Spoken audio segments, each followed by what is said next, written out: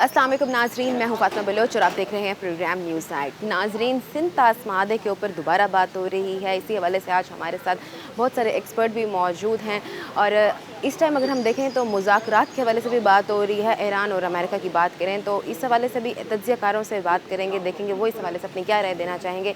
इस प्रोग्राम में जानते हैं, मेरे साथ इस प्रोग्राम में रहिएगा। जी तो नाजरीन, कर्नल सैयद बाकिर अहसन हमारे साथ मौजूद हैं जो कि दिफाई तज्ज़ियाकार भी हैं। इनसे हम मज़ीद इस हवाले से बात करते हैं। अस्सलाम वालेकुम सर, कैसे हैं? बहुत शुक्रिया आपका, मेरे चैनल का बहुत शुक्रिया। ठीक है सर, इस टाइम मैं बात कर रही हूँ ईरान और अमेरिका के जो मुज़ाकरात हुए थे, हालात बेहतरी की तरफ गए, अब फिर दोबारा हालात जो है वो कशीदगी का बायस बन रहे हैं। तो कैसे देखते हैं ईरान और अमेरिका की जो इस टाइम कशीदगी दोबारा बढ़ रही है, क्या कहना चाहेंगे? बिस्मिल्लाहिर्रहमानिर्रहीम।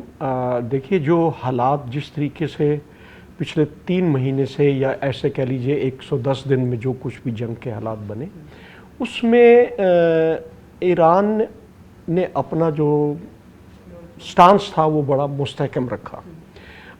अमेरिका ने और इज़राइल ने इसके अंदर अपनी सर तोड़ की बाजी लगाई, लेकिन वो अपने हदफ इस हासिल न कर सके। अब ये हालात आ गए हैं कि जब बहुत सारा असला, तकरीबन 70% एमुनिशन या उनके जो हथियार थे या रिज़र्व्स थे वो इस जंग में उन्होंने भरपूर इस्तेमाल किए और वो अब एक ख़तरे की लिमिट से नीचे आए हुए हैं।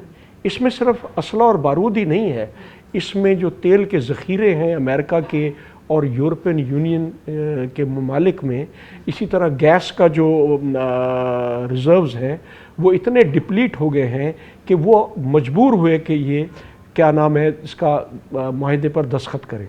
अगर आपको थोड़े दिन पहले G7 की जो कॉन्फ्रेंस थी, जिस तरीके से डोनाल्ड ट्रंप ने वहाँ उस कॉन्फ्रेंस में बैठकर दस्तखत किए, उससे ये ज़ाहिर हो रहा था कि उन्होंने खामोशी से दरवाज़े बंद करके आपस में ये फ़ैसला किया कि मजबूर किया ट्रंप को, जी आप इस पर दस्तखत करें क्योंकि हमारा आपकी वजह से ज़्यादा नुकसान हो रहा है। और इसी तरह रशिया के जो यूक्रेन से लड़ाई हो रही है उसमें भी क्या नाम है जो गैस की सप्लाई थी यूरोपियन यूनियन कंट्रीज़ को, वो बहुत ज़्यादा डिस्टर्ब हो गई।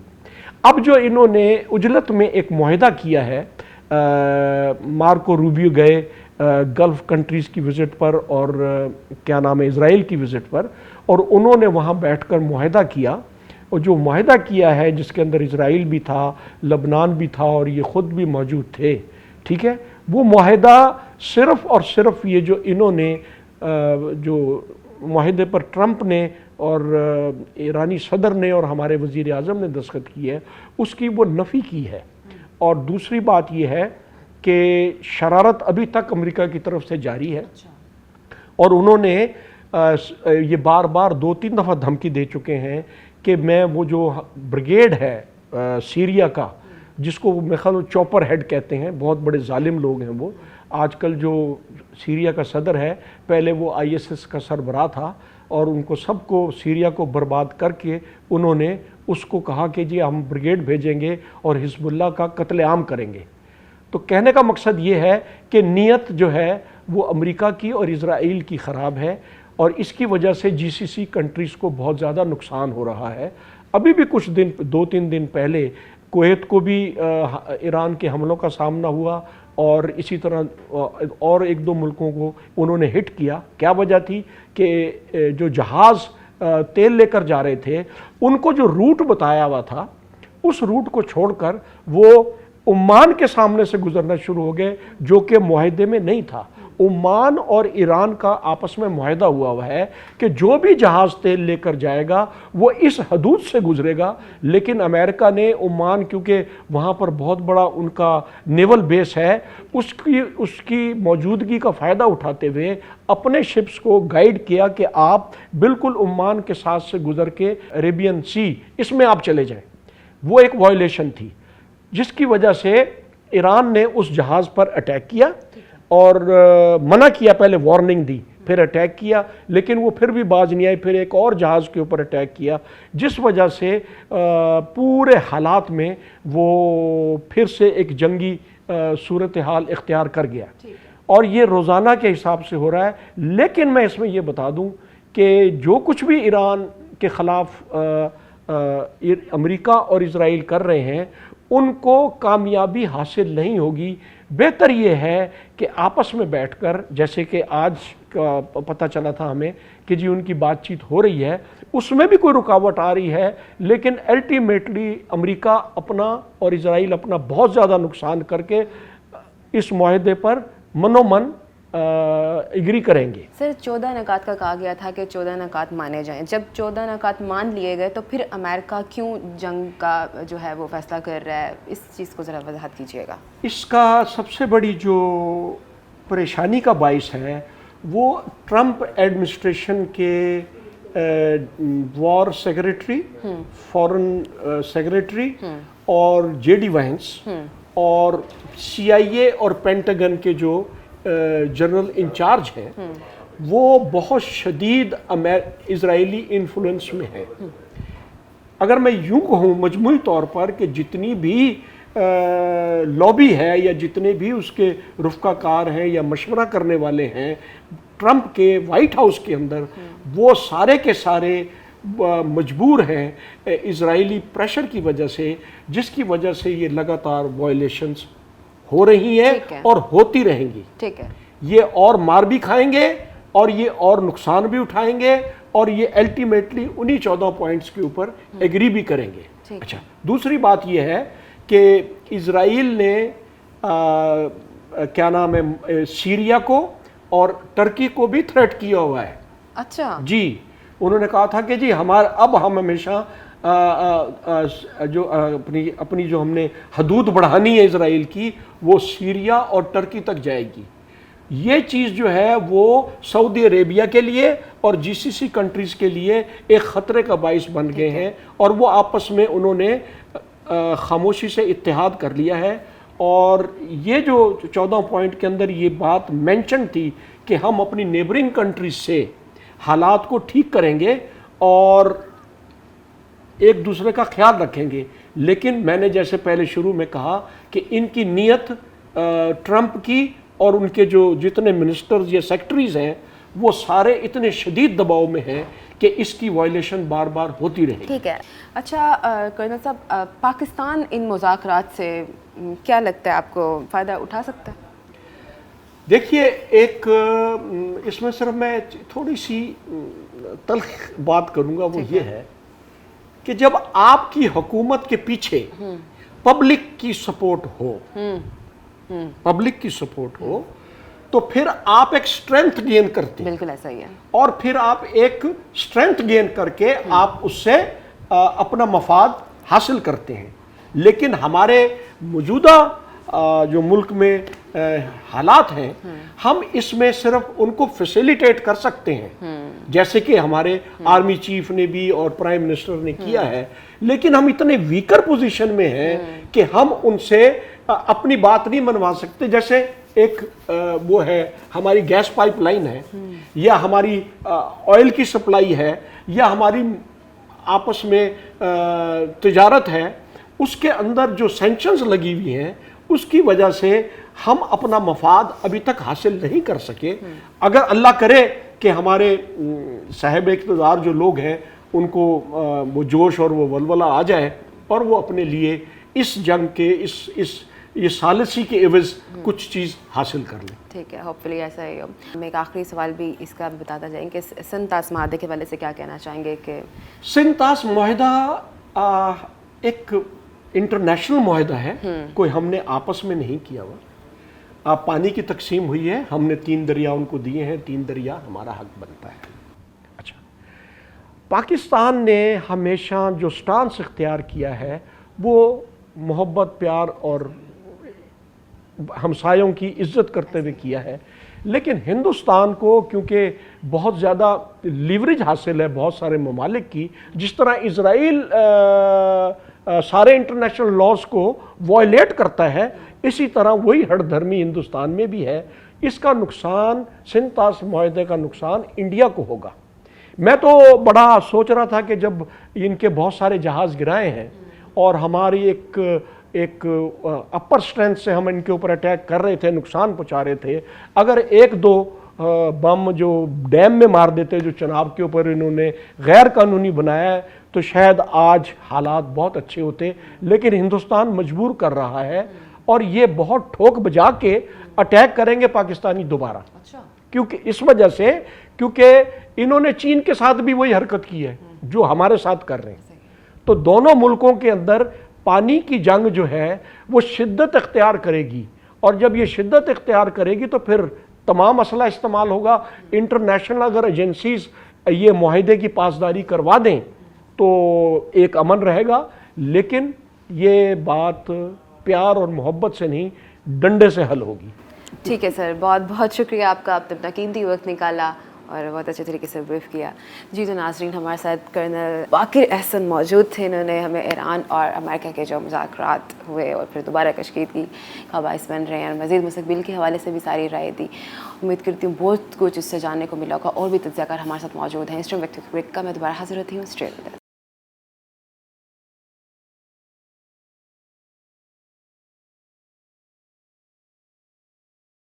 ویلکم بیک ناظرین. دفاعی تجزیہ کار خالد بیگ صاحب ہمارے ساتھ موجود ہیں. السلام علیکم سر. جی وعلیکم السلام. ٹھیک ہے سر. الحمدللہ, اللہ کا شکر ہے. سر اس ٹائم آپ کو پتہ ہے کہ پہلے مذاکرات ہوئے ایران اور امریکہ کے, اور حالات بہتری کی طرف بھی آئے. ابھی اس ٹائم مزید دیکھیں تو حالات جو ہے وہ کشیدگی کا جو ہے وہ رخ کر رہے ہیں. تو کیسے دیکھتے ہیں آپ یہ جو حالات کشیدگی کی طرف جا رہے ہیں؟ دیکھیے, اس میں سب سے بڑی رکاوٹ جو ہے وہ صہیونی زائنسٹ جو نیتن یاہو ہے وہ ہے. ٹھیک ہے. نیتن یاہو کی موت ہے اگر ایران اور امریکہ کے درمیان جنگ بندی ہو جاتی ہے. اس میں جو نیتن یاہو ہی کے اس اقدام کی وجہ سے جو 26 فروری کو انہوں نے حملہ کیا, جس انداز 28 فروری کو ایران پہ اسرائیل نے حملہ کیا, جس کے بعد مجبور ہو کر ٹرمپ بھی اس میں شامل ہو گیا, تو وہ ان کے ذہن میں یہ تھا کہ اب ہم اس قابل ہو گئے ہیں کہ ہم اپنا گریٹر اسرائیل جو ہے اس کے ایجنڈے کو آگے بروئے کار لا سکیں. تو اس کا امپیکٹ یہ ہوا کہ آج وہ مت جو ہے گریٹر اسرائیل والی وہ تو اپنی موت مر چکی ہے. سوال ہی نہیں پیدا ہوتا کہ اسرائیل جو ہے وہ اب اپنی جو موجودہ حدود ہے اس سے کہیں زیادہ اور تجاوز کر سکے. ہاں, لبنان کے بہت سارے علاقے پہ اس نے قبضہ کیا ہوا ہے, اسی طریقے سے شام کے کچھ علاقے پر اس نے قبضہ کیا ہوا ہے. لیکن یہ بھی اب اس کے لیے مسئلہ بنتا جا رہا ہے کیونکہ ایران جو ہے اس نے جو سٹینڈ لیا ہے وہ اتنا سخت ہے, اور ایران نے اپنے قوم کے تعاون سے اس انداز سے امریکہ اور اسرائیل کو شکست دی ہے کہ ان کو سمجھ ہی نہیں آ رہی کہ وہ کیا کریں. اب ہوتا یہ ہے کہ جیسے ہی امن ہوتا ہے, امن ہوگا تو اس میں یہودی جو ہیں وہاں پر, جو کہ پہلی اسرائیل کے عوام موسٹلی اس کے خلاف ہیں, تنگ ہیں, تو وہاں پر اس کے اوپر جو مقدمہ چل رہا ہے وہ اس میں اسے سزا ہو جائے گی, جس میں ٹرمپ بھی کہہ چکا ہے کہ نہیں اس کو معافی دی جائے یا کچھ بھی ہے. پھر دوسرا ایک اور اہم وجہ یہ ہے کہ اس وقت اسرائیلی کے اندر ہی 3 ججوں کے اوپر وہاں کے وکلاء نے جو ہے وہ مقدمہ کر رکھا ہے, جس کی کل سماعت بھی تھی, اور انہوں نے کہا ہے کہ یہ 3 وکلاء جو ہیں انہوں نے باقاعدہ کرپشن اور انہوں نے نیتن یاہو اور ان کے لوگوں سے پیسے لیے ہیں اور یہ اس کو بچانا چاہتے ہیں. تو سب سے پہلے تو ان ججوں کا جو ہے مواخذہ کیا جائے. وہ ایک الگ ایک سچویشن وہاں پہ ڈیولپ ہو گئی ہے. اور اب اگر امن ہوتا ہے, کسی بھی صورت میں امن ہوتا ہے, تو اس کے بعد دن جو ہے وہ گنے جا چکے ہیں نیتن یاہو کے. تو وہ چاہتا ہے کہ کسی نہ کسی طریقے سے ایران کو پرووک کیا جائے. وہ کیسے کہ آپ یہ دیکھیے کہ پوری مسلم امہ میں سے اور تو کوئی ملک جو ہے لبنان پر اسرائیلی حملے کے اوپر کھڑا نہیں ہوا سوائے ایران کے. اور یہ ایران کا ہمت اور حوصلہ ہے کہ انہوں نے اپنا اتنا نقصان بھی برداشت کیا ہے, معاشی نقصان برداشت کیا ہے, اپنی اعلیٰ قیادت جو فوج کی ہے اس کی اشاعتیں برداشت کی ہیں, اپنی روحانی قیادتیں ان کی جو ہے وہ اشاعتیں برداشت کی ہیں, لیکن وہ اپنے موقف سے پیچھے ہٹنے کو تیار نہیں ہے. اور اس کی بنیادی وجہ ہمیں ان سے سیکھنا چاہیے, ایرانیوں سے. ہمیں بطور قوم جو ہے اپنے جو دشمن ہیں ان کے خلاف اپنی فوج کے ساتھ ڈٹ کر کھڑے ہونا چاہیے, اور ہمیں باقاعدہ جو ہے یہ اس حوالے سے غور کرنا چاہیے ہماری پوری قوم کو کہ آپ یہ دیکھیے کہ ایران آخر کیا وجہ ہے, ان کے پاس کون سی قوت ہے جس کی وجہ سے وہ ہے اس طریقے سے سپر پاور کو انہوں نے شکست دے دی, اس کا بیڑا غرق کر دیا ٹرمپ کا بھی. امریکہ کی جو ایک مت چلی آ رہی تھی کہ سپر پاور ہے, بڑھ گئی وہ سپر پاور, جی آپ کے سامنے ہے. تو اس کی وجہ جو ہے وہ یہ ہے کہ ایران کی عوام, اس کی قوم, اس میں کوئی پینک نہیں ہے اسرائیل کے حملوں کی وجہ سے, امریکہ کے حملوں کی وجہ سے. اور یہ 10 دفعہ اس طریقے سے میزائل باری کریں, اس کے اوپر حملے کریں, وہ ڈرنے والے نہیں ہیں. دیکھیے پہلے ہی دن 28 کی رات کو جس وقت انہوں نے حملہ کیا, دوسرے دن 29 فروری مارچ تھا یا کون سا تھا, انہوں نے اسکول پہ حملہ کیا, امراض اسکول پہ 160 طالبات کم عمر بچیوں کو جس طریقے سے انہوں نے شہید کیا. इस पे क्या उन्हें कोई शर्मिंदगी नहीं है? पूरी दुनिया को शर्मिंदगी होनी चाहिए। सबसे पहले तो उस हवाले से ट्रंप का भी मुआवजा होना चाहिए और नेतन्याहू का भी मुआवजा होना चाहिए कि ये इतनी बड़ी बर्बरियत, हम सबके बच्चे हैं। आप ये देखिए इर्द गिर्द मासूम बच्चे हैं, हमारे किसी बच्चे को जो है एक कोई सुई चुभ जाए हम पागल हो जाते हैं, और वहाँ उन्होंने 160 बच्चियाँ इस तरीके से बेदर्दी से शहीद कर दी। गजब खुदा का। और हमें पूरी मुस्लिम उम्मा को भी इस हवाले से ईरान का साथ देना चाहिए। उसकी वजह ईरान जो है वो डट कर खड़ा है एक सच के साथ, अपने एक बिल्कुल दुरुस्त मौक़िफ़ के साथ कि लबनान से भी इसराइली फ़ौज को जो है उसका इनखला ज़रूरी है। लबनानियों का क्या कसूर है जी? देखिए ना, वहाँ पर जो वो हमले कर रहे हैं, अगर हिजबुल्लाह की भी बात करें या बाकी इस तरह की भी जो बात करते हैं, ये तो रद्द अमल है। देखिए कोई भी मेरे पे हमला आवर हो जाए, मैं अपने बचाव के लिए हाथ पाँव तो मारूंगा ना। अब वो आप कहा जाए कि इसने हाथ पाँव चलाए हैं तो या इसके हाथ और पाँव काट दिए जाए, ये किस तरीके से, ये क्या मंतक है, ये क्या है? लिहाजा हमें ये देखना है कि इस पे हमें परेशान होने की जरूरत नहीं है। ये जो बदअमनी हो भी गई है तो अब देखिए अमेरिका ही चाह रहा है ना, दोहा में मुज़ाकरात हो रहे हैं, तो उन्होंने उससे मैं यही कहा है, ये मुज़ाकरात, ईरान ने यही कहा है कि ये मुज़ाकरात उसी सूरत कामयाब हो सकते हैं कि अगर ट्रंप ने जो वादे किए थे इन मुज़ाकरात के हवाले से, जो कि मेमोरेंडम साइन हुआ था, सबसे पहले तो उन पे अमल कराए ना। अगर वो उन पे अमल नहीं कराता तो उसका क्या है, तो अमेरिका जैसा मुल्क बेतबारा हो गया, कसम खुदा का। इससे बढ़कर और क्या बात होगी? अच्छा सर, क्या कहना चाहेंगे, क्या वजह है कि जो अमेरिका है वो कॉम्प्रोमाइज़ करने के लिए तैयार ही नहीं है? 14 नकात की बात हुई थी ईरान के, वो भी मान लिए गए, फिर अमेरिका क्यों झगड़ा करना चाह रहा है? देखिए, अमेरिका की जो फॉरेन पॉलिसी है उसका सबसे बड़ा हिस्सा जो है उसकी आर्मी की माइट है, उसकी अस्करी कुव्वत है। दुनिया में आज तक दूसरी जंग अजीम के बाद सबसे ज़्यादा जो हमले किए हैं किसी भी मुल्क पर, आज़ाद मुल्क पर, वो अमेरिका ने किए हैं। और अगर आप देखिए कि इराक, लीबिया, शाम, अफ़गानिस्तान और इन सिर्फ इन चंद ममालिक ही को इकट्ठा करके देख लीजिए कि पिछली जो है 3-4 दहाइयों में उन्होंने वहाँ पर जो बर्बादी फेरी है कि कितने लाख मुसलमान जो हैं उसमें मारे जा चुके हैं। तो दुनिया में और कौन सा मुल्क है जहाँ किसी ने इस तरह की जारियत किया? चीन ऐसा कर रहा है, कौन सा मुल्क है? हाँ, अलबत्ता इंडिया जो है वो फॉलोअर बना हुआ है इसराइल का। और वो जो एक ग्रेटर इंडिया, अखंड भारत की मिथ थी, हिंदुत्व की या हिंदू माइंडसेट की।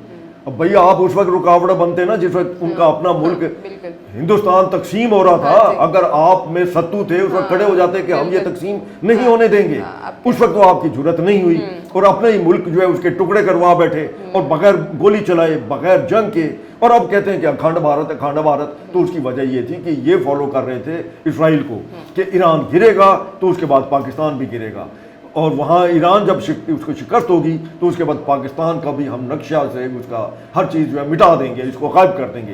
तो ये चीज़ है, हमें देखना है कि इस वक्त ये दो जो है ना एक्सट्रीमिस्ट ज़ायनिस्ट रियासतें हैं जो कि इंसानियत की दुश्मन है। एक तरफ हिंदुत्व और दूसरी तरफ ज़ायनिस्ट जो इसराइली हैं, जो इसराइल के ऊपर काबिज हैं। अब तो भाई इसराइल के अपने हज़ारों लोग जो है निकल कर सबूत दे रहे हैं कि ये दुनिया को हमने बहुत बड़ा धोखा दिया है। जिस तरह धोखे से हमने ये जो है ये खिता हासिल किया था इसराइल के लिए, ये बिल्कुल नाजायज़ था, धोखा था। उसके लिए बरतानिया ने उस वक्त जितने उन अरब रियासतों से या अरब ममालिक से या अरब लीडरों से जो मुआहदे किए थे, जो एग्रीमेंट किए थे, जो वादे किए थे, उनमें से कोई भी पूरा नहीं किया गया और खामोशी से जो है मौका फराहम किया गया यहूदियों को वहाँ इकट्ठा होने के लिए। और उनकी वो जो एक कहानी किससे बनने हुई थी कि ग्रेटर इसराइल, ग्रेटर इसराइल, भाई केड़ा ग्रेटर इसराइल भाई, खैर है, ऐसा क्या हो सकता है? और इसी तरीके से ये इंडिया, अखंड भारत, अखंड भारत, उसके अपने इस वक्त जो है हालत ये हो चुकी है कि इंडिया के अपने अंदर यहाँ हमारी पब्लिक को पता नहीं है। ये जो उत्तराखंड है वहाँ पर नहंग सिख हैं, वो पागल हुए में तलवारें लेके और वो जो अपना मुसल्ला होकर वो एहतजाज कर रहे हैं, किसी की जरूरत नहीं है। और इंडिया वहाँ पर वो पुलिस का तशद्दुद, गोलियाँ और वो इस्तेमाल इसलिए नहीं कर रहा कि उत्तराखंड के ऊपर चीन जो है उसका क्लेम है। अगर वहाँ पर बहुत ज़्यादा बदअमनी हो गई तो चीन देर नहीं लगाएगा वहाँ अमन के क़याम के लिए अपने लोगों को बचाना। वो कहता है कि ये मेरे लोग हैं यहाँ जो आबाद हैं, तो उनकी मदद को आने में। और वो फार्मूला इंडिया ही ने दिया हुआ है 1971 का, वो उसी पे अमल करते हुए आ जाएंगे। दूसरी तरफ नागाज जो है, नागालैंड के 3 दिन हो गए, वो भी मुतारक हो चुके हैं। इसी तरीके से जो मिजोरम है वहाँ भी शुरू हो गए। मणिपुर में तो पिछले 2 साल से कर्फ्यू और लड़ाई जारी थी, तो उसके अपने अंदर ये हालत है। और वो अखंड भारत लेके फिर रहे। यार बस कर दें, आप दुनिया को अमन से जीने दें, और अमन ही जो है वो दुनिया में हर एक के लिए, बच्चों के लिए, औरतों के लिए, सबके लिए। अब आपको क्या लगता है कि इन मुज़ाकरात से पाकिस्तान कैसे फ़ायदा उठा सकता है? देखिए, पाकिस्तान ने क्या फ़ायदा उठाना है? पाकिस्तान का सबसे बड़ा फ़ायदा ये है कि पाकिस्तान ने इतना बड़ा काम कर दिया है कि اس نے تیسری عالمی جنگ رکوائی ہے. ٹرمپ تو یہ کہتا تھا نا کہ میں نے ایک ایٹمی جنگ انڈیا اور پاکستان کے درمیان رکوائی ہے, اور بھائی وہ تو دو ملک تھے نا. پاکستان نے تیسری عالمی جنگ رکوائی ہے. آپ خود سوچئے کہ اگر وہاں پہ معاملات اور مزید بڑھتے اور اس میں باقی ملک بھی شامل ہو جاتے جو کہ ہونے تھے, اس کی وجہ ہے کہ اب تو ہرمز کا وہ جو ہرمز کا جو آئل کا پیسج ہے بند ہونے سے پوری دنیا مشکل میں تھی. یہ پھر یورپین یونین نے, مغربی ممالک نے بھی عقل سے کام لیا. انہوں نے ٹرمپ کو صاف کہہ دیا کہ بھائی یہ تمہاری جنگ ہے, ہماری جنگ نہیں ہے. لیکن کب تک وہ, کیونکہ معاشی دباؤ ان کے اوپر بھی تھا, ان کے ہاں بھی پیٹرول کی قلت, گیس کی قلت کی وجہ سے عوام سڑکوں پر نکل رہے تھے, مہنگائی بہت زیادہ ہو گئی تھی. وہ بھی جو ہے کب تک صبر کرتے. تو یہ پاکستان کا ایک بہت بڑا کارنامہ ہے, اور پھر پاکستان کو اللہ تعالیٰ نے, میرے خیال سے پوری دنیا اب اس ٹائم جان رہی ہے پاکستان. نہیں آپ یہ دیکھیے کہ کسی زمانے میں دنیا میں جو پاکستان کے حوالے سے ڈسکشن ہوتی تھی وہ یہ ہوتی تھی کہ پاکستان جو ہے وہ اسامہ بن لادن کو پناہ دینے والا ہے, دہشت گردی کے حوالے سے ہوتی تھی. ٹھیک ہے, اب دہشت گردی کے حوالے سے دو ملک ہیں, ان کے اوپر پوری دنیا میں بات ہو رہی ہے, ایک انڈیا ہے اور دوسرا اسرائیل ہے. اور یہ سارا کمال جو ہے آپ کے اور ہمارے فیلڈ مارشل کی وجہ سے ہے, کہ اس کی فراست اور اس کی جرت کی وجہ سے اور اس کی دن رات کی محنت کی وجہ سے پاکستان نے اعلیٰ سطح کا یہ مقام پوری دنیا میں حاصل کیا ہے. اور انشاءاللہ پاکستان کا یہ وقار جو ہے ہمیشہ قائم رہے. انشاءاللہ. بہت شکریہ جی, آپ کا بھی بہت بہت شکریہ. جی تو ناظرین, خالد بیگ صاحب ہمارے ساتھ موجود تھے, اور بھی تجزیہ کار ہمارے ساتھ موجود ہیں. اس ٹائم وقت بریک کا میں دوبارہ حاضر ہوتی ہوں. Stay with us. بیک ناظرین, انجینئر ممتاز صاحب ماہر آبی ہمارے ساتھ موجود ہیں. سندھ طاس معاہدے کے اوپر ہم آج بات کر رہے ہیں. ہماری جو یوتھ ہے وہ زیادہ ہسٹری نہیں جانتی سندھ طاس معاہدے کی, تو میں چاہوں گی کہ آپ اس پروگرام کے جو آغاز ہے اس میں ذرا تھوڑی سی ہسٹری بتا دیں سندھ طاس معاہدے کی. بہت اچھا سوال کیا بیٹے آپ نے, اور یہ بہت امپورٹنٹ ہے کہ ہمارے نئی نسل کو, ہمارے نوجوانوں کو اس چیز کا علم ہونا چاہیے. ایسا ہے کہ جو سندھ طاس معاہدہ ہے اس کی ہسٹری تو ہوتی ہے شروع 1960 سے. ٹھیک ہے. جب یہ معاہدہ طے پایا ستمبر 1960 میں, جب یہ معاہدہ ہمارے وجود میں آیا, پاکستان کی طرف سے جنرل محمد ایوب خان نے دستخط کیا. ٹھیک ہے. اور انڈیا کی طرف سے وہاں کے وزیر اعظم پنڈت جواہر لال نہرو نے اس پر. لیکن پاکستان کے خلاف جو ہندوستان کی آبی جارحیت ہے اس کی ہسٹری اس سے بھی اچھا پہلے جاتی ہے. ٹھیک ہے. اور اس کی ہسٹری شروع ہوتی ہے ریڈ کلف ایوارڈ سے. آپ نے نام سنا ہے ریڈ کلف ایوارڈ کا؟ جب متحدہ ہندوستان, جب ہم اکٹھے تھے انڈیا اور پاکستان, اور انگریز کا دور تھا, اور جب 1947 میں ہم آزاد ہوئے, یہ بر صغیر پورا یہ آزاد ہوا, اور انڈیا اور پاکستان کی جب سرحد درمیان شرط ڈالی گئی, وہ جس نے وہ سرحد کا تعین کیا تھا, ٹھیک ہے, اس کا نام تھا ریڈ کلف. ٹھیک ہے. مسٹر ریڈ کلف. مسٹر ریڈ کلف. ٹھیک ہے. وہ انگریز تھا. ٹھیک. تو جو ہماری حد بندی کی گئی تھی, شرط ڈالی گئی تھی انڈیا اور پاکستان کے درمیان, اس کو کہتے ہیں ریڈ کلف ایوارڈ. ٹھیک ہے. ٹھیک ہے. تو یہ جب ریڈ کلف ایوارڈ ہونے لگا, ریڈ کلف نے جب یہ باؤنڈری ڈالی, ٹھیک ہے, انڈیا اور پاکستان کے ٹھیک ہے, درمیان, اس میں پاکستان کے ساتھ بددیانتی کی گئی. اچھا, اس ریڈ کلف میں. ہاں. ٹھیک ہے. اور دیکھیے طے یہ ہوا تھا, ایک اصول یہ ہوا تھا کہ انڈیا میں جو ہندو اکثریتی علاقے ہیں, جی, جہاں ہندو اکثریت ہے, وہ اضلاع وہ انڈیا میں جائیں گے, وہ علاقے. ٹھیک ہے. اور جن اضلاع میں مسلمانوں کی آبادی میجارٹی ہے, وہ اضلاع پاکستان میں ہے. ٹھیک ہے. تو جب یہ پنجاب کی تقسیم کا مرحلہ آیا,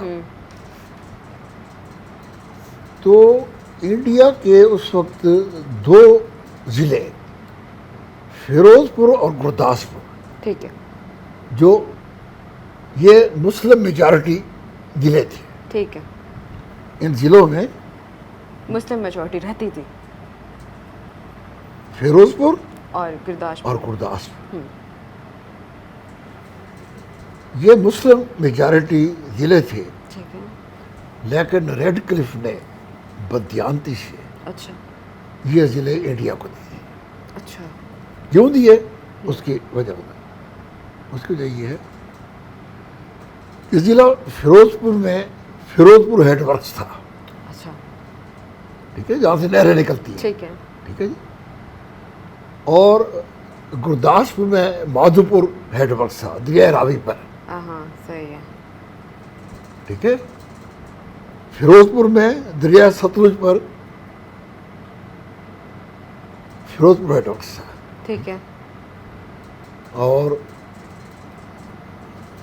ضلع گرداسپور گرداسپور میں دریائے راوی پر مادھو پور ہیڈ ورکس تھا. ٹھیک ہے، اب مادھو پور سے اپر باری دواب کینال نکلتی تھی ٹھیک ہے، راوی سے، ٹھیک ہے، ٹھیک ہے جی.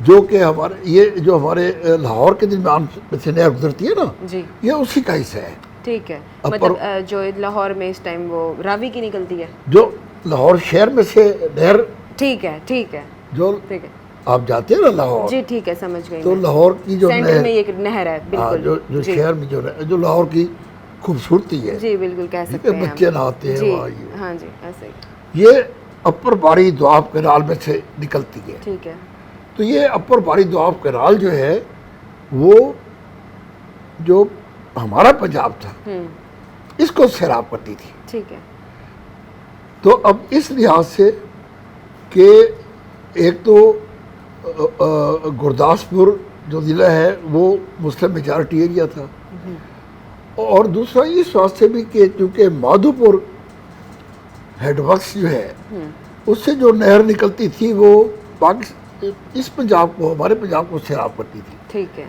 تو وہ ضلع پاکستان کو ملنا چاہیے تھا. جو کہ بددیانتی سے وہ ہندوستانیوں کو ملے. اسی طرح ضلع جو فیروز پور ہے اس میں تھا فیروز پور ہیڈ ورکس. فیروز پور ہیڈ ورکس میں سے 3 نہریں نکلتی تھی، اچھا ٹھیک ہے، جن میں سے 2 نہریں پاکستان کو سیراب کرتی تھی، ٹھیک ہے، دیپال پور کینال ٹھیک ہے، اور ایسٹرن کینال. ٹھیک ہے، ٹھیک ہے؟ دیپالپور اور ایسٹرن. ٹھیک ہے، تو یہ نہریں جو ہیں یہ اس ہمارے پنجاب کو، تو وہ فیروز پور ہیڈ ورکس بھی ہمارے حصے میں آنا چاہیے تھا. بالکل، لیکن پاکستان کی زراعت کو تباہ کرنے کے لیے اور انڈیا کو وہ پانی جو کہ ہمارا پانی تھا، وہ نہریں جو کہ ہمیں سیراب کرتی تھی ہمارے کسانوں کو، ریڈ کلف نے بددیانتی سے نہروں کے ساتھ مل کر، انڈیا کے ساتھ مل کر، سنا گیا ہے کہ تب اس نے 2 کروڑ روپیہ لیا تھا اس بددیانتی کا اس ٹائم پر 1947 میں. بالکل، ہاں جی، جب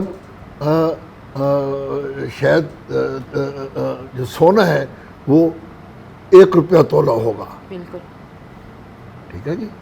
بالکل، اب تو 4.5 لاکھ روپے تولہ ہوا ہے نا، تو تب میرے خیال میں اتنا ہی ہوگا 1947 میں، یا 2-4 روپے ہوگا، 5 روپے ہوگا، ٹھیک ہے. اس وقت سنا ہے اس نے 2 کروڑ روپیہ اچھا، رشوت لی ٹھیک ہے. تھی. تو یہ پاکستان کے خلاف جو ہندوستان کی آبی جارحیت ہے یہ 1947 سے پارٹیشن کے وقت سے ہی چل رہی ہے. شروع ہو جاتی ہے، ٹھیک ہے جی. اچھا، پھر یہ ہوا کہ یہ ضلع تو ان کو دے دیے جی انڈیا کو، جی یہ ہیڈ ورکس بھی انڈیا کو دے دیے، ٹھیک ہے، ٹھیک ہے، انڈیا کا کنٹرول ہو گیا. اب ہوا یہ کہ ان ہیڈ ورک سے جو نہریں نکلتی تھیں اس وقت ایک کمیٹی بنائی گئی کہ انڈیا اور پاکستان کے درمیان یہ جو تقسیم ہوئی ہے اس میں جو ایسٹس ہیں ان کی تقسیم ڈیسائیڈ کرنے کے لیے ایک کمیٹی بنائی گئی. ٹھیک ہے. جسے کہتے ہیں پنجاب پارٹیشن کمیٹی. ٹھیک ہے. ٹھیک ہے. اچھا, اس کمیٹی میں پاکستان کی طرف سے چودھری محمد علی جو پاکستان میں بعد میں وزیر اعظم بھی بنے, جی چودھری محمد علی, جی 1954 سے لے کر 1956 کے دوران, وہ اس وقت اس پارٹیشن کمیٹی کے ہمارے نمائندے تھے پاکستان. ٹھیک ہے. تو اس کمیٹی نے یہ ڈیسائیڈ کیا تھا کہ یہ جو اب ہیڈ ورکس تو انڈیا کو مل گئے ہیں, لیکن ان سے جو نہریں نکلتی ہیں ان کا پانی میں کوئی رکاوٹ نہیں ڈالی جائے گی. ٹھیک ہے. تو اس کمیٹی نے اس پر لکھ دیا کہ یہ ٹھیک ہے, ایگریڈ ہے. ٹھیک. یعنی چلو ہیڈ ورکس انڈیا میں رہیں گے, لیکن جو ہے ان ہیڈ ورکس کو آپریٹ جو کرے گا انڈیا, وہ ہماری جو نہریں وہاں سے نکلتی ہیں ان کو, ان کے شیئر کو ڈسٹرب نہیں کیا جائے گا, ان کو پورا پانی دیا جائے گا. ٹھیک ہے. میرے خیال سے یہ اتنی لمبی ہسٹری ہے کہ اس پہ سارا دن بھی ہم بات کریں تو کم ہے. جی تو ناظرین, سندھ طاس معاہدے پر بات کر رہے ہیں اور میرے خیال سے یہ اتنا لمبا معاہدہ ہے جس پہ جتنی بات کی جائے کم ہے. مزید میں جانتی ہوں بھی ہسٹری کی بات کی, آگے جو بھی حالات بنے اور اب تک جو حالات ہیں سب مزید ممتاز صاحب سے جانتے ہیں. اس ٹائم وقت بریک کا میں دوبارہ حاضر ہوتی ہوں. Stay with us. Welcome back ناظرین. انجینئر ممتاز صاحب ہمارے ساتھ موجود ہیں. سندھ طاس معاہدے کے اوپر ہم بات کر رہے تھے, مزید سر سے جانتے ہیں. سر آپ بتا رہے تھے پارٹیشن کے حوالے سے, تو اگر اس ٹائم پارٹیشن کمیٹی کی بات کریں تو ذرا تھوڑا سا اس کو مختصر کر کے بتائیے گا, کیونکہ اتنا وقت بھی نہیں ہے اور اتنی لمبی ہسٹری ہے کہ ہم اتنی ساری ڈیٹیل میں بات بھی نہیں کر سکتے. تو ذرا بتائیے گا کہ پھر آگے مزید کیا حالات بنے کہ جب ہم لوگ ورلڈ بینک کے پاس گئے, کیا پاکستانی گئے تھے یا انڈین گئے تھے, پھر اس کے بعد کیا حالات بنے, ذرا مختصر کر کے ذرا آگاہ کیجیے گا. 1 اپریل 1948 کو. ٹھیک ہے. ٹھیک ہے. اور پھر انڈیا نے ہمیں بلیک میل کرنا شروع کر دیا. اب اس کی ایک ہسٹری ہے, وہ چند منٹ میں نہیں ہو سکتی ہے. تو ہوا یہ کہ معاملہ ایسا ہوا کہ ہم امریکہ کی گود میں جا کر بیٹھ گئے. ہاں جی, انڈیا جو ہے وہ آزاد رہا, نیوٹرل رہا. ٹھیک ہے جی. تو ہم نے جب امریکہ کو اپنا دوست بنا لیا, اپنا آقا بنا لیا, تو امریکہ نے ہمیں حکم دیا کہ جو ورلڈ بینک ہے یہ آپ کے درمیان پانی کا مسئلہ حل کرے گا. ٹھیک ہے جی. ٹھیک ہے. ورلڈ بینک کے جو ایکسپرٹس ہیں وہ کریں گے. ہم نے اس کو تسلیم کر لیا. ٹھیک ہے. یہ مطلب انڈیا ہی لے کے گیا ورلڈ بینک کے پاس کہ اس چیز کا معاہدہ کیا جائے. انڈیا لے کر نہیں گیا, انڈیا کی امریکہ کے ساتھ گٹھ جوڑ تھا. ٹھیک ہے. صحیح صحیح. انڈیا کو نوازنے کے لیے امریکہ نے, دیکھیے نا, ورلڈ بینک جو ادارہ ہے وہ امریکہ کا متحد ادارہ ہے, امریکہ کا ادارہ ہے. ٹھیک ہے جی. ورلڈ بینک کا صدر بھی امریکہ کا صدر اپائنٹ کرتا ہے. ٹھیک ہے جی. تو ورلڈ بینک جو ہے وہ امریکہ کا ایک ذیلی ادارہ ہے. تو امریکہ نے انڈیا کو خوش کرنے کے لیے, انڈیا کو اپنے ساتھ ملانے کے لیے, اس نے یہ کیا کہ انہوں نے کہا جی کہ یہ ہمارے درمیان انڈس واٹر ٹریٹی کروا دیا. انڈس واٹر ٹریٹی میں یہ حماقت ہوئی پاکستان کی طرف سے, ایوب خان کی طرف سے, کہ اس نے بالکل اندھا دھند اس پر دستخط کر دیے. شاید پڑھا بھی نہیں ہوگا میرے خیال میں, کیونکہ وہ معاہدہ جو تھا وہ ایسے سمجھ لیں 3/4 انڈیا کے حق میں تھا اور 1/4 ہم پاکستان کا. وہ 1/4 جو ہمارے حق میں تھا, اب اس کی بھی ایک بڑی لمبی ہسٹری ہے. تو ہم نے اس معاہدے کے تحت اپنے 3 دریا, ان کو مشرقی دریا کہتے ہیں, ستلج، راوی اور بیاس، ٹھیک ہے. یہ 3 دریاؤں سے ہم مکمل طور پر دستبردار ہو گئے کہ ختم ہو ہمارا گیا. اس سے کوئی تعلق ہی نہیں ہے. ہے. اس میں جتنا جو کچھ ہوگا انڈیا جو استعمال کرے ان دریاؤں کو مکمل طور پر، جبکہ ہمارا پورا حق تھا اس پر. ہمارا حق یہ تھا کہ ان دریاؤں میں 32 سے 33 ملین ایکڑ فٹ ان کا فلو تھا ایوریج. ٹھیک ہے. اور حق کی بھی بات یہ کہ ہمارا اس میں حصہ 25 ملین ایکڑ فٹ کا تھا. انڈیا کا صرف 7 یا 8 ملین ایکڑ فٹ، یعنی وہ 32-33 ملین ایکڑ فٹ پانی جو ان دریاؤں میں سالانہ آتا ہے، ٹھیک ہے جی، اس میں ہمارا حصہ 25 ملین ایکڑ فٹ کا تھا. 3/4 ہمارا حصہ تھا، انڈیا کا 1/4 تھا. ہم اپنے 3/4 حصے سے وہ ہم نے انڈیا کے حوالے کر دیا مکمل دریا دے کر. ٹھیک ہے. حالانکہ جو انٹرنیشنل لا تھا دریاؤں کی تقسیم کا، کہ اگر کوئی دریا دیکھنا، یہ کامن سینس کی بات ہے کہ اگر ایک دریا 2 ملکوں میں سے گزر رہا ہے تو ان دونوں کا حق ہے. بالکل کیونکہ ایک قدرتی بالکل ایسا ہی ہے. نیچرل ریسورس ہے. دنیا میں 180 سے زیادہ ایسے دریا ہیں جو کہ 1 سے زیادہ ملکوں سے گزرتے ہیں. یہ واحد معاہدہ تھا انڈیا سنتاس معاہدہ، جس میں ایک ملک نے اپنے پورا حصہ جو پورا ہے حصہ لے لیا. وہ دے دیا. ہاں، اچھا، اور صرف 1/4 ہمارے حصے میں آیا. اسی میں ہے. اب صورتحال یہ ہے کہ ہونا تو یہ چاہیے تھا کہ ایوب خان نے جو حماقت کی تھی، ایوب خان نے جو اس کے بعد جو ہمارے حکمران آئے، ان کو چاہیے تھا کہ جو اگر ایک آدمی غلطی کر لیتا ہے تو جو دوسرے آتے ہیں وہ اس کو حل کریں. اس کو ٹھیک کرنے کی کوشش ہاں، کرتے ہیں. بالکل. یہ بڑی بدقسمتی کی بات ہے کہ ایوب خان کے بعد جتنے بھی حکمران آئے ہیں، حالانکہ امریکہ کی ہمیشہ امریکہ کو پاکستان کی ہمیشہ بڑی ضرورت رہی ہے. اگر کوئی حکمران امریکہ سے مطالبہ کرتا کہ یہ ایوب خان نے ہم سے زیادتی ہوئی ہے، اسے ٹھیک کریں، ٹھیک ہے جی، کسی نے نہیں کی. مطلب یہ جو مسائل ہیں وہ وہیں پر ہی ختم ہو گئے، اس کے بعد کبھی کسی نے ایکشن نہ لیا، اور اب تک جو موجودہ صورتحال ہے، اور اگر ہم اس کو مد نظر رکھتے ہوئے دیکھیں، اب انڈیا اتنا مضبوط ہو گیا ہے اور ہمارے حکمران اس حد تک کمزور ہو گئے ہیں کہ وہ جو 25% ہماری اس میں تھا، ہمارا کچھ فیور تھی، ٹھیک ہے جی، کچھ بچت تھی، اب انڈیا نے اس معاہدے کو بھی ختم کر دیا ہے. یعنی اب 100% انڈیا کا ہمارے اوپر کنٹرول ہو گیا ہے. کیونکہ ان 50 سالوں میں 1960 سے لے کر 1960 سے لے کر اب دیکھیے 2026، یعنی 66 سال گزر گئے ہیں اس معاہدے کو. ان 66 سالوں میں انڈیا نے ان تینوں دریاؤں پر، ستلج، راوی اور بیاس پر ڈیمز بنا لیے ہیں. ان کا سارا پانی اس نے روک لیا ہے.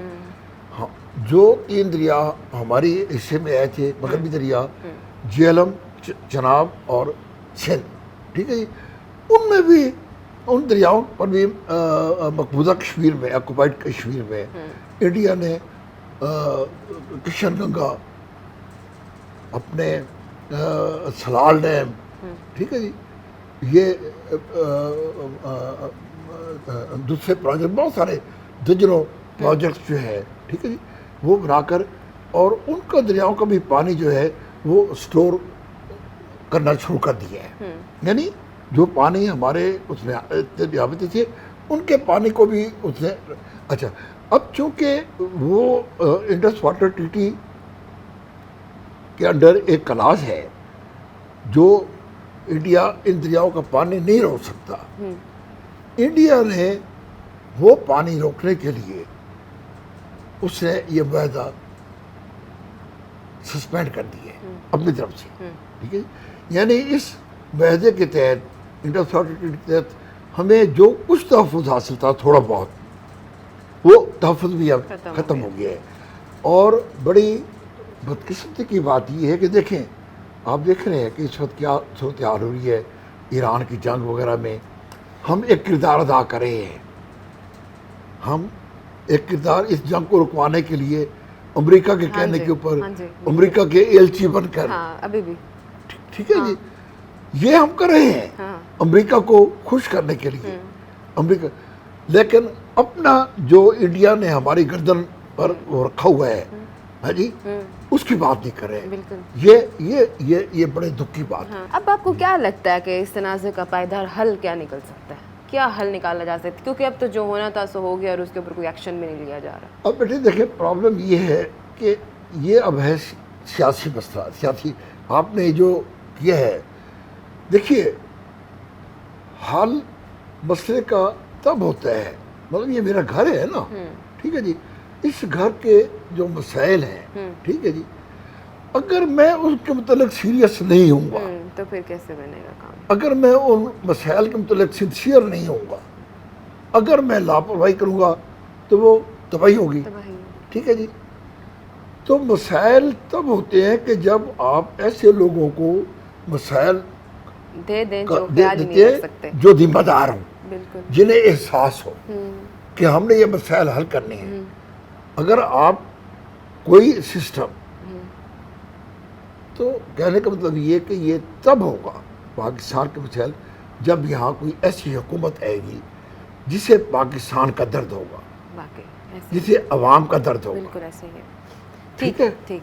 मैं आपको बता रहा हूँ, मैं आपके उसकी कि फिर सैलाब आएगा।